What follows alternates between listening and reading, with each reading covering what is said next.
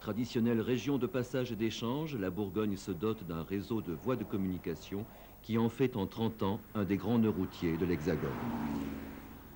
C'est l'artère vitale qui va permettre à toute une région d'être irriguée sur le plan économique, sur le plan de l'emploi, et qui va notamment permettre à nos jeunes qui ont naturellement tendance à aller vers la région parisienne, là où l'on crée des emplois, à rester sur place grâce à ces emplois nouveaux qui seront créés.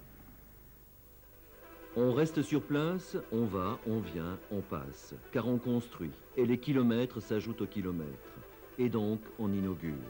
Un président abandonne un moment le char de l'État pour une conduite plus intérieure et décontractée. Pendant ces 30 dernières années se construit la totalité des 550 km d'autoroute qui sillonnent aujourd'hui la Bourgogne.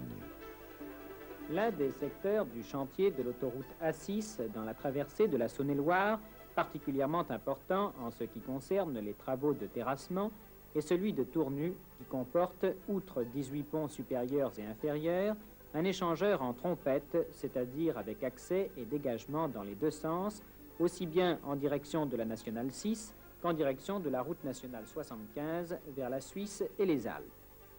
La Société de l'autoroute Paris-Lyon songe maintenant à améliorer les services et l'animation de cet axe routier en augmentant le nombre des restaurants et motels et en aménageant les aires de repos, notamment les parkings.